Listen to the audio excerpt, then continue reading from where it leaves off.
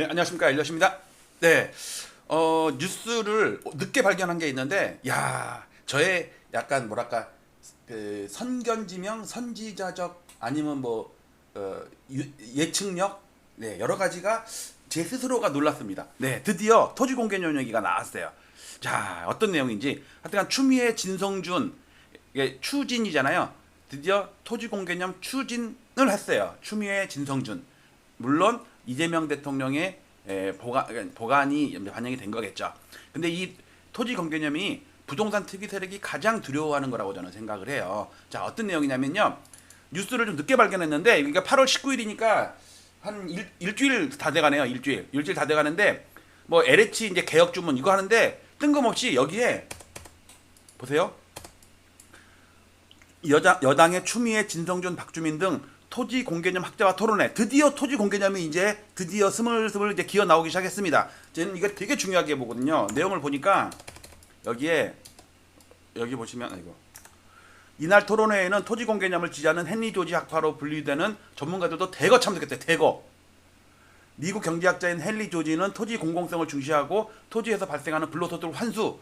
이게 투기 세력들, 특히 부동산 재벌들이 가장 두려워하는 거거든요. 저는 이재명 대통령이 성남시장 때부터 이 뭐 국가기관이 됐든 언론이 됐든 검찰이 됐든 이재명을 악마화시키고 이런 게 가장 그 뒤에 배경에는 토지 공개념이 있다고 생각을 해요. 왜냐하면 이재명이 대통령이 되면 분명히 토지 공개념을 할 것 같거든.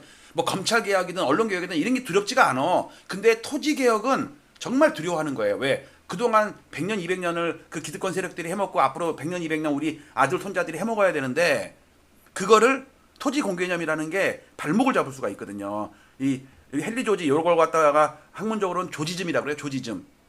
헨리 조지의 이념이라고 그래가지고 조지즘 그래갖고 발음하기도 힘들어. 조지즘. 자, 잠깐 제가 표영호 TV에 나와서 방송했던 거 이게 한 달 벌써 2달 돼가네. 자, 이걸 잠깐만 이거 잠깐만요. 요거를 제가 사운드를 그쪽으로 안 해놨구나. 이렇게 해놓고서 여기. 자, 요걸 잠깐 들어볼게요. 근데 그거의 기준점이 유기부 선언이었어요. 예. 노태우 대통령 후보가 이제 당선이 됐어요. 12월 달에. 자, 여기에 보면요. 토지 공개념 도입 확대. 아, 저 얘기 맞아. 이게 88 올림픽 때 한 거예요. 88 올림픽 하는 와중에 노 대통령이 지시를 해가지고 토지 공개념을 도입을 확대했어요. 이렇게 보면요. 이때 89년 1월 달에 일본 이토 히로부미가 사망을 합니다. 맞아요. 64년 만에 일본 123명의 전 왕에 비해서 가장 오래 재임한 이토 히로부미가 64년 동안의 재임을 마치고 사망을 해요. 예. 역사적인 사건이죠. 어떤 사회적인 현상이 있을 때 어떤 중요한 변곡점이 생길 때 예. 일본은 89년, 90년을 치거든요. 소화시대랑 평성시대랑 이렇게 딱 가름을 하는 게 90년이에요. 그리고 사망은 89년에 했지만 즉위식은 90년에 해요. 그 당시에 정치를 잘 봐야 되는데 예. 여기 보시면요. 평성 원년이라고 나오잖아요. 예. 그러니까 일본 버블 붕괴가 터지는 그 고점에 대통령이 누구였냐 수상이 누구였냐가 또 중요할 거 아니에요. 그렇죠. 우리나라는 노태우고 이 당시는 가이후예요. 가이후 예, 총리. 예. 실제로 부동산 폭락을 촉발시키고 그랬던 일본 총리는 하시모토.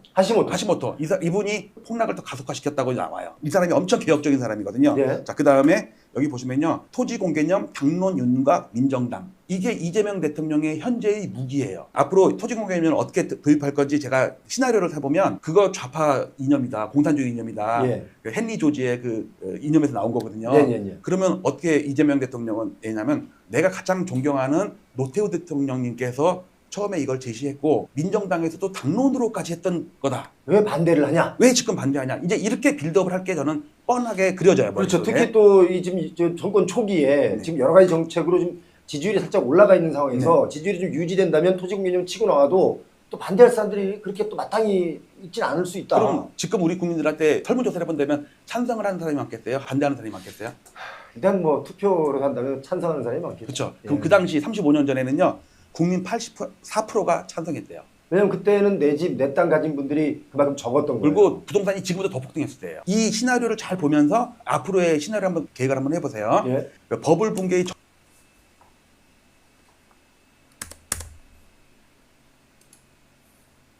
네, 잘 들리나요? 네. 자, 마이크 소리 잘 들리죠? 네, 지금 요겁니다. 제가 요 내용을 2달 전에 이재명 대통령 당선되자마자 그때 제가 내세웠던 게 잘 생각해 보시면요. 대출 총량 규제라는 말도 제가 처음으로 꺼냈었어요. 그리고 나서 보름인가 있다가 이게 6월 10일인가 방송했던 거거든요. 6.27 대책. 이게 일본의 3.27 대책 융자 총량 규제를 본따서 35년 만에 우리가 도입을 할 것이다. 그런데 진짜 도입을 했어요. 제 방송을 본 것 같아요. 토평어 방송을 본 것 같아요. 그 다음에 나왔던 게 여기 보면요. 토지 공개념이라는 거 있죠. 우리가 옛날에 종부세 전에는 종토세였어요. 우리가 일본보다 먼저 토지세를 만들었거든요. 일본은 우리나라 종토세를 본따서 지조라는 거를 만들었어요. 그래갖고 90년, 91년에 일본의 고점 상황이랑 우리나라의 지금 고점 상황이랑 너무너무 똑같은 게 보세요. 자꾸 토지 공개념도 제가 예견을 하니까 진짜 뉴스에 나왔잖아요. 이거 노태우 대통령 당선되고 나서 이게 88년 88 올림픽 할 때거든요. 토지 공개념을 도입을 했고 민정당에서도 당론으로 이제 잡았어요. 근데 결국 실패했죠. 기득권들에게 막혀가지고. 근데 그 당시도 84%가 토지 공개념에 찬성을 했어요. 이게 지금 드디어 여기 나오는 것처럼 토지 공개념 학자와 토론회 요게 나온 거예요. 아 저는 진짜 너무 소름이 끼쳐. 내가 몇 달 전에 얘기를 하면 그게 진짜 정책으로 딱딱 나오는 게 야 이게 장기적으로 저는 이걸 한 내년쯤에 나올 거라고 봤거든요. 한 1년 정도 후에. 근데 벌써 나왔어. 이게 부동산의 큰 판도 우리나라 수십 년 동안 특히 한 40년 동안 올라오는 그 대추세를 꺾어버리는 게 저는 토지 공개념이라고 생각을 해요. 자 요거는 뉴스가 나올 때마다 제가 유심히 보고 있으니까 후속 보도는 계속해서 제가 업데이트를 하도록 하겠습니다. 자, 드디어 추미애와 진성준 부동산 투기 세력이 가장 두려워하는 부동산 카르텔, 부동산 재벌들 토지 공개념 시동 걸었네요. 원래 여기다가 추진하네요. 추미애 진성준. 네, 이 정도로 마치도록 하겠습니다. 여러분들 아직 여전히 국민청원 진행되고 있으니까 여러분들 제 아래 댓글에 달려 있는 그 주소에 클릭해서 동의 안 하신 분은 동의해 주시고 주위에도 많이 이 주소를 퍼뜨려 주세요. 여러분께 열흘도 안 남은 것 같아요. 자 마치도록 하겠습니다. 감사합니다.